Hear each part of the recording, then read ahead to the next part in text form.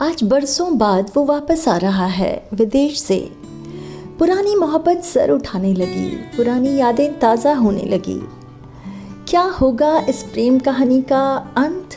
आइए जानते हैं पूरी कहानी सुनकर, जिसे लिखा है रायपुर छत्तीसगढ़ के संजय मृदुल जी ने और सुना रही हूँ मैं लोतिका हमेशा की तरह।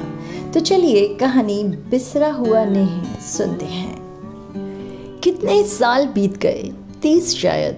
आज वो दिन था जिसका इंतज़ार पिछले कई सालों से मैं कर रही थी। बिना पलकें झपकाए, सांस रोके, एक एक लम्हा गिनते, जैसे जिंदगी इनके ही नाम कर रखी हो। मैं सुबह से सब काम खत्म करके जल्दी फुर्सत में हो गई थी। कॉलेज से आज छुट्टी भी ले ली थी। घर जगमग कर रहा था, सालों बाद घर घर लग रहा था। रजनीगंधा के फूल गुलदान में सजे हुए, उनकी पसंद के। जगजीत की गज़ल धीमी आवाज़ में फ़ज़ाओं में बिखर रही थी। उनकी पसंद का परफ्यूम लगाए मैं जैसे दशकों पहले के समय में पहुंच गई थी, जब हम कॉलेज में एक साथ पढ़ा करते थे। उनकी धीर गंभीर व्यक्तित्व की मैं कब कैसे मुरीद हो गई पता नहीं चला।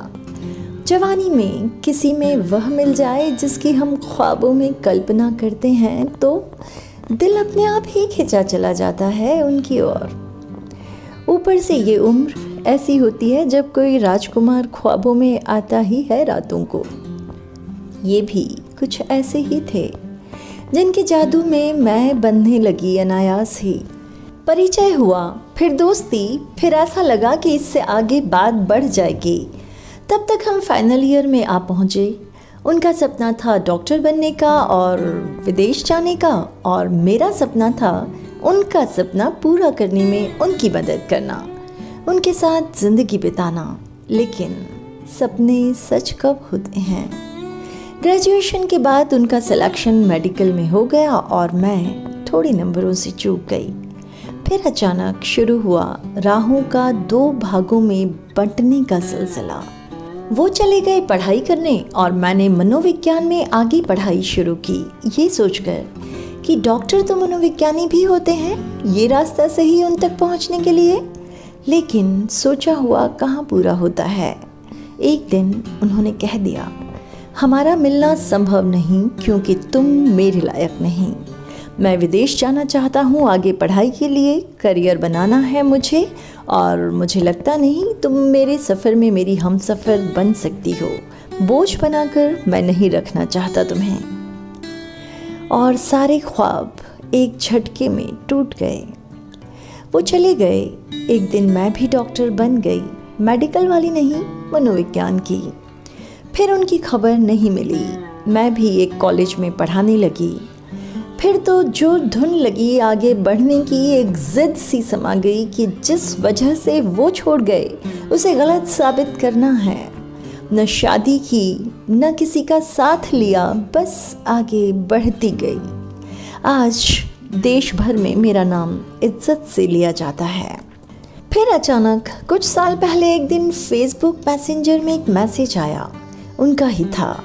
मैं सारी रात सो नहीं पाई, बड़ी हिम्मत करके जवाब दिया। फिर तो बातचीत के सिलसिले शुरू हो गए। फिर नंबर का आदान प्रदान, फिर कॉलिंग। पता चला लंदन में बड़े सर्जन हैं, बड़ा अस्पताल बना लिया है, वहीं सेटल हो गए हैं। गलती हुई कि फिर पुरानी मोहब्बत सर उठाने लगी, पुरानी यादें ताज़ा होने लगीं। शादी उन्होंने भी नहीं की। क्यों, ये नहीं बताया उन्होंने। पूछा कई बार, फिर भी।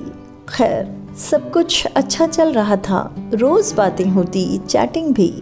एक दिन उन्होंने बताया वो आने वाले हैं इंदौर में, उनकी मम्मी की तबीयत ठीक नहीं है। मेरी खुशी के पंख लग गए। लगा शायद जो पीछे छूट गया था किसी वजह से वो मिल जाए, जीवन पूरा हो जाए। अब बेसब्री से इंतज़ार होने लगा। आखिर वो दिन आ ही गया जब वो इस देश की धरती पर उतरे। नारी होने का संकोच कि पैर न उठे, उन्हें मुंबई के एयरपोर्ट जाकर ले आऊं। उन्होंने कहा, कोई बात नहीं, मैं आऊँगा ना मिलने, अभी तो हूँ यहाँ।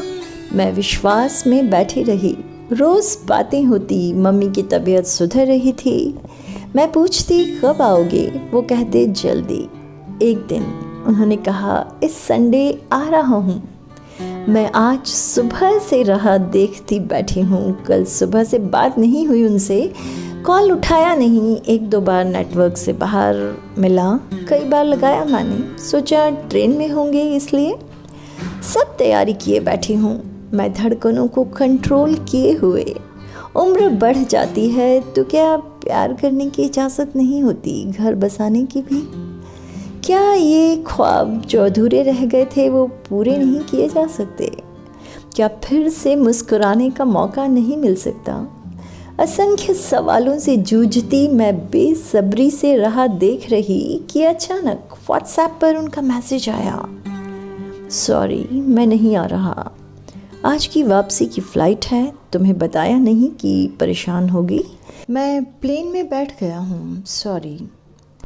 मैं हतप्रद, निशब्द, जड़वत बैठी हूँ। क्यों? किस लिए ऐसा किया उन्होंने? लाखों सवाल उमड़ रहे हैं, पलकें भीग रही हैं, फिर से सारे सपने टूट रहे हैं जागते हुए। पीछे जगजीत सिंह की गज़ल सुनाई दे रही है, प्यार मुझसे जो किया तुमने तो क्या पाओगी। तो दोस्तों, कैसी लगी ये कहानी आपको और क्या सवाल छोड़ कर गया बिसरा हुआ नेह आपके जहन में? एक कमेंट करके ज़रूर बताइए। जुड़े रहें मेरे साथ, चैनल को सब्सक्राइब करते हुए। मिलती हूँ जल्द ही एक नई कहानी लेकर। Thanks for watching.